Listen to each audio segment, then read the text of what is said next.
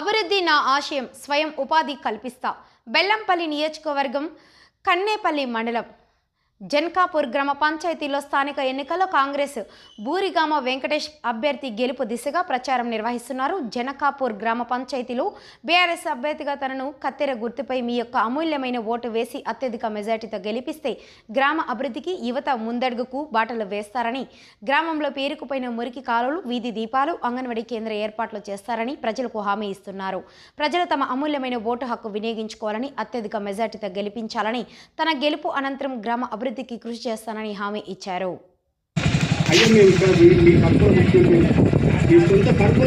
పేద బిడ్డలం మేము సచ్చినా బతికిన ఇక్కడనే ఉంటాం, సచ్చదాకా ఇదే నేల మీద ఉంటాం.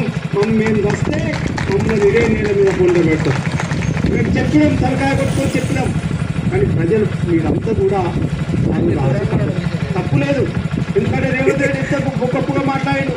2500 ఇస్తా, 2 ఏళ్ళు అవుతుంది ఇయ్యకపోతివి. మరి ఇయ్యకపోతివి, ఇచ్చేదాకా ప్రజల పక్షాన నిలబడి మేము తప్పకుండా మీ పక్షాన నిలబడి మేము కొట్లాడతాం, మీ పక్షాన నిలబడతాం.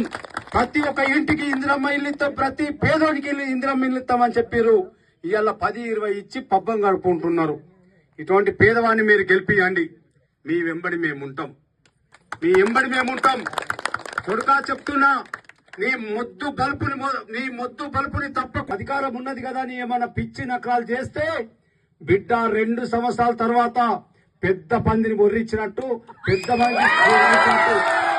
చేసే పరిస్థితి వస్తుందని చెప్పేసి ఈ సందర్భంగా నేను మనవి చేస్తున్నా. ఖబర్దార్ బిడ్డ, నేను చెప్తున్నా, మీ ఆటలు సాగం ఒక 2 ఏళ్లే.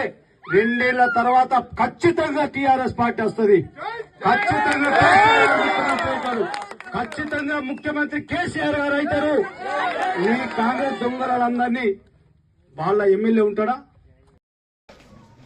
మా గ్రామం జనకాపూరు, కన్నపల్లి మండలం గ్రామం జనకాపూరు. నా పేరు మంచార్ల అశోకు. నేను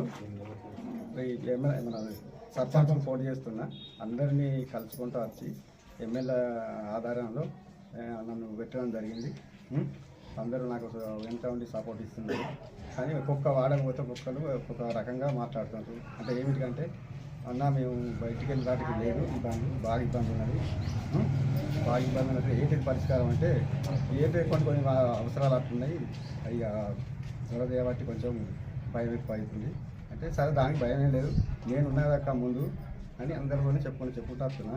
ఒక వాడకపోతేనేమో వాటర్ ప్రభావం ఉన్నాయండి, ఇంకో వాడకపోతే 4 చక్కలు అన్నారు, ఇంకో 2 వారాలు అయినా కూడా మాకు బోర్ కావాలి అని అట్లా 3 వారాలు అడిగింది.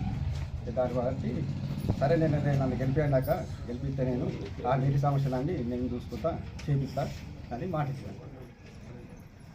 నాకు బ్యాటు గుర్తుకు ఓటేసి అధిక మెజారిటీతో నన్ను గెలిపించి మీకు అవసరమైన పనులు చేపించుకోవాలి. జనకాపూర్ గ్రామ పంచాయతీ సర్పంచ్ ఎలక్షన్లో మా అభ్యర్థిగా మంచర్ల అశోక్ నిలబెట్టడం జరిగింది. దీని ఎందుకంటే ఆయన ఎన్నో మంచి జరుగుదల ఉన్నవాడు, మంచోడు.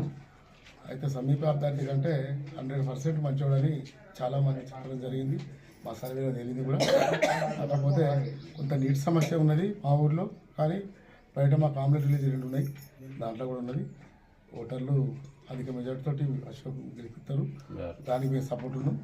కాకపోతే ఏంటంటే, బ్యాట్ గుర్తుకు ఓటేసి గెలిపించాలని మేమంతా మా గ్రామ పంచాయతీ తరఫున మేమున్న లీడర్లం కానీ కార్యకర్తలం కానీ అందరం కలిసి అశోక్ని గెలిపించాలని అనుకుంటున్నాం. కాబట్టి బ్యాట్కు గుర్తుకు ఓటేసి గెలిపించాలని